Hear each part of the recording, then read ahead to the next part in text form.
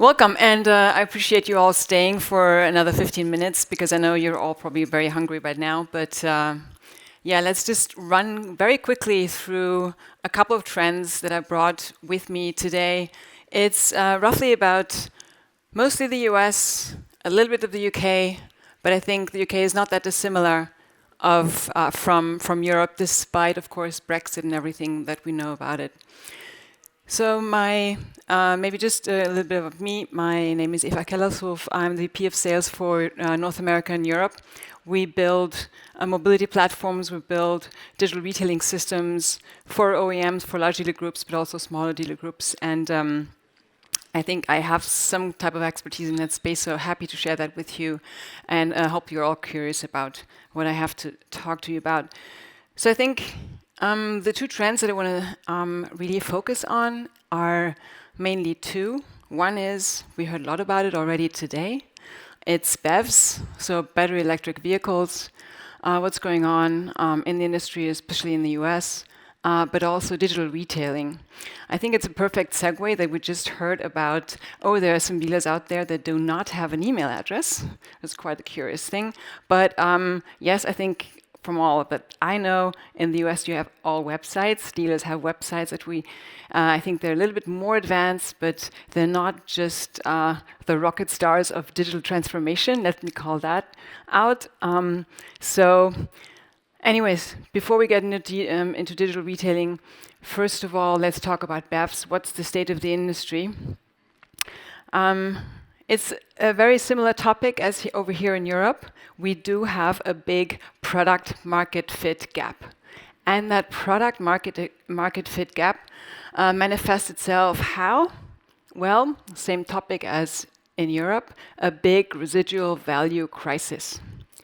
So in the US, the current share of market of battery electric vehicles is roughly about 12%. So compare that to Europe. Who knows the numbers? Roughly? Anyone guesses? It's more than 20. So we have probably by the end of this year, like 21%, or 2025, 21%. It was estimated to have at least 27% by 2025. But what's the big reason? Well, we have a tax scheme that is helping the electric vehicles in Europe massively, which is the company car. So executives like to buy electric vehicles, they like to buy more expensive vehicles, and this is where the whole EV play is currently at, right? They're more expensive across the board. So in the US, the big price difference as well, but similar as in Europe, you have roughly about 42% price gap between the average battery electric vehicle and the average ICE vehicle, so the gas vehicle. And the 12% share of market is already not a bad number.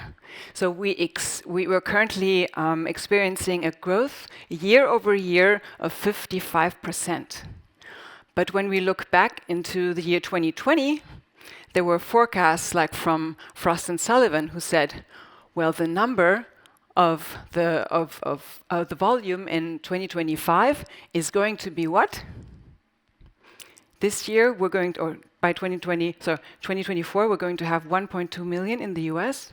What do you think was the guess? We're going to have how many more? 6.9 million, so roughly about 5 times as many EVs, you're nodding there, were expected for 2025 than we're actually experiencing.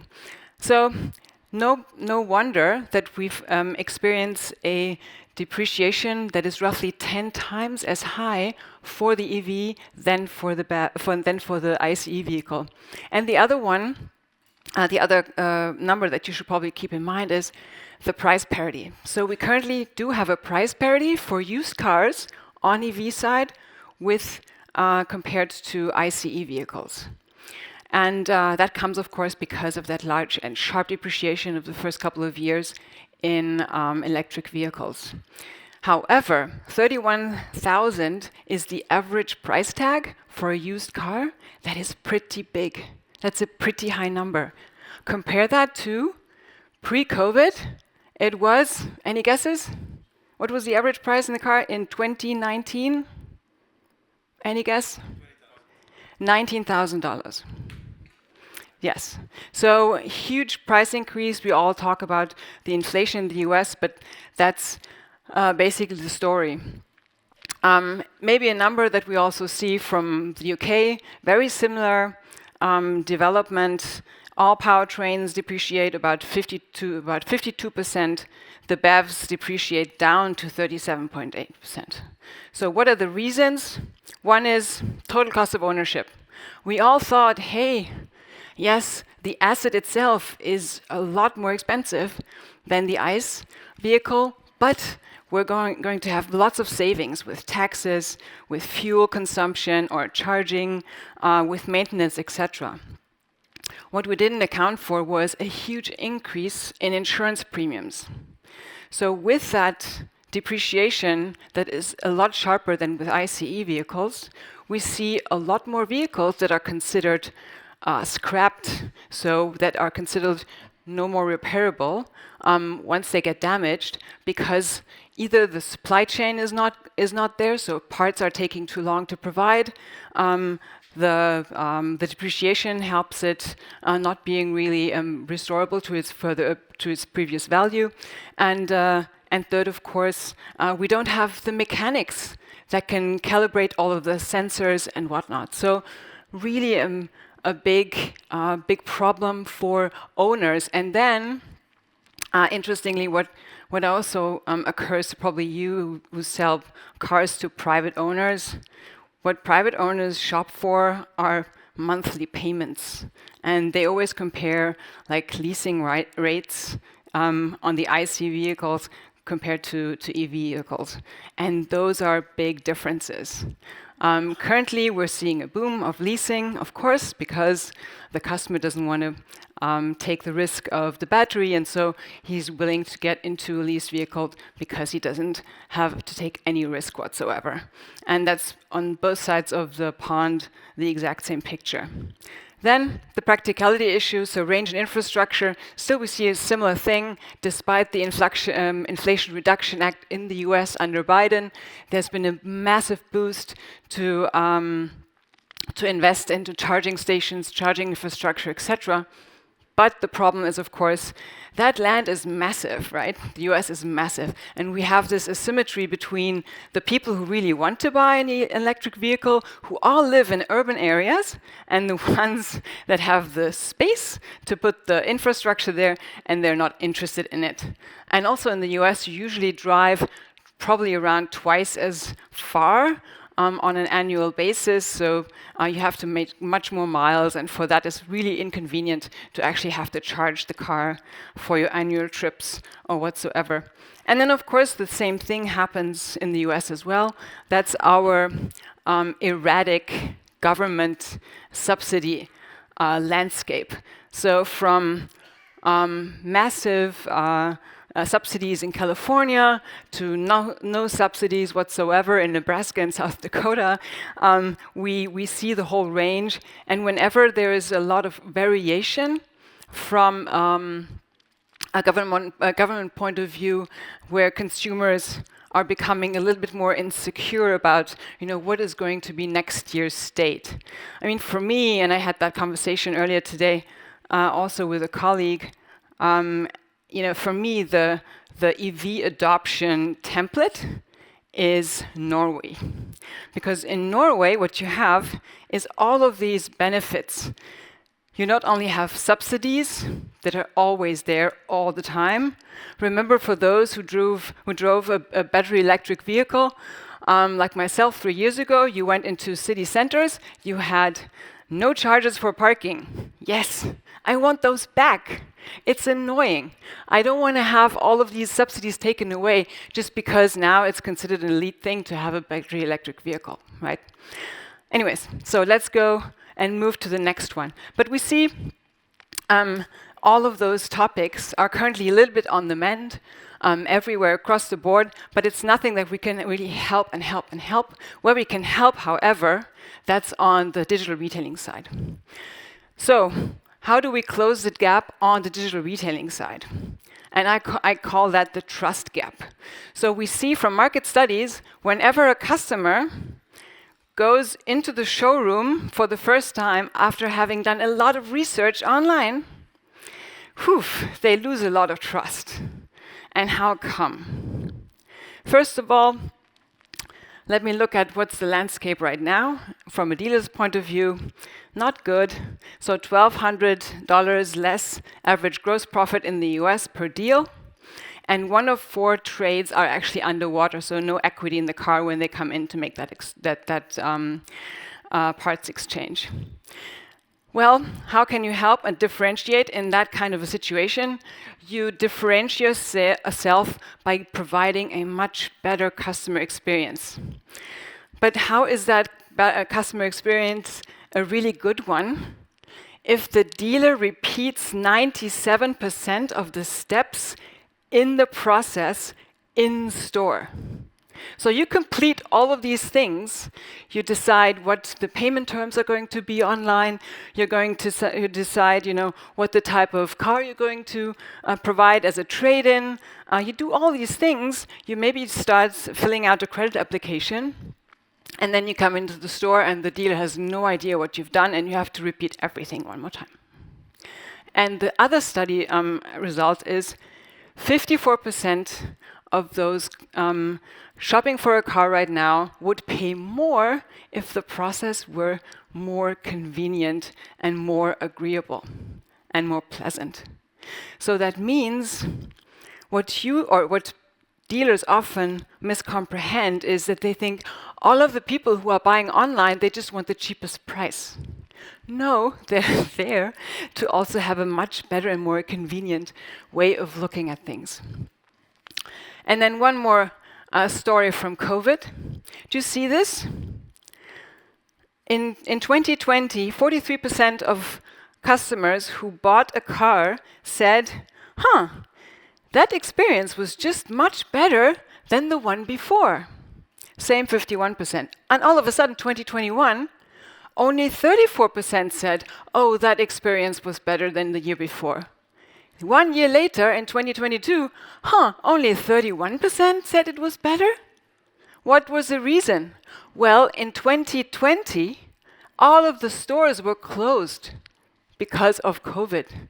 Everything had to be done online. People were really happy. They could do stuff online. And then the dealers opened up again and said, come back to the store. We want to treat you really well. Look what happened. Not a great thing. This year, for the first time, 38% said, getting better. Let's go. So, as I said, there's not a lot of satisfaction out there. 56% of buyers only 56% of buyers were happy with the process and how long it took. In the US, that means 177 minutes to transact in the store for a car. That's roughly about 3 hours. From before COVID, I think they saved like 2 minutes. And overall, it takes 13 hours with all of the online research and whatnot to do this. Is this the way modern shopping should feel like? I don't think so. What are we used to in online shopping, even for bigger items? It's convenience and speed. And we all heard AJ today this morning who said 40% of dealers do not respond to a lead within 1 week. I have a similar customer survey that said 7% of dealers respond to a lead within 24 hours. Pretty much same category, only that survey is like 2 years older. Okay, I have still 3 more slides. Are you willing to stay for another 2 minutes? Okay, great. Okay, everything is about speed and convenience. So how do we leverage that from an in-store experience and from a technology point of view? It's very important. We're now building large platforms that are exactly about creating the same experience that you have online as in the store. That means in the store, you don't want to sit behind the desk where the screen is facing towards you and the customer is on the other side because he has no idea what you're currently doing. What are you calculating? Customers want to watch onto the same iPad and want to recalculate and want to re-feel all the steps that you take, because they only do it once every 3 or 4 years while you do that every day, all day. So now let me ask the question, how many people want to do in the future all of the steps in person in the store? Today in the US, 50% do everything in the store. They probably watch a magazine on TV or look into a newspaper for some comparisons. In the future, of those people asked if they want to do it in store, only 8% want to do that completely in store. What about a hybrid approach? 43% today complete it in a hybrid way, doing many steps up front, like comparison, shopping, etc. online, maybe look at some payments online. In the future, they say, I want to do that 71% of the time. So who's then left? Mainly Gen Zs and the young people. Of course, today there are 7% who do it completely online, probably the Tesla drivers in that segment, because those are the ones who really have a completely online sales journey. But 21% want to do that online in the future. And then ask yourselves, how many of you do actually have a complete end-to-end process that will allow for that, including credit application, etc., including delivery, etc. So, quick one, where do we have to go in the future? We need to have more price transparency from beginning to end, and not prices changing from an online perspective through an in-store perspective. Secondly, people want to buy their deal on a tablet. And third, remove those duplicate steps. Create an experience that allows you to understand where the customer was when they did steps online, and then seamlessly resume the shopping experience from there. And then finally, make that check on your website, assuming you have one. Everybody here has one, who's in the dealer fraction. Audit your website. Is it clear and simple? Can people get the messages clearly? Second, is your buying experience great on any device? So mobile first. People want to look into their phone, then switch to the tablet, then switch to the desktop and have the exact same experience. Third, where's your lead gate? How much information do you offer the customer before you ask the customer for his information about first name, last name, email address? How much do you give him? And then fourth, is it easy to find accurate and transparent price and lending option on your website? How easy is it? And then 5, are your customers clear on the next step in the buying process? When they either are continuing on their online journey or when they go into your store. Those are quickly my messages. Stay innovative, stay fast, flexible as the industry changes as well. And whoever wants to speak with me, just give me your, or here's my business card, just tag it and get in touch. I look forward to the conversation. Thank you so much.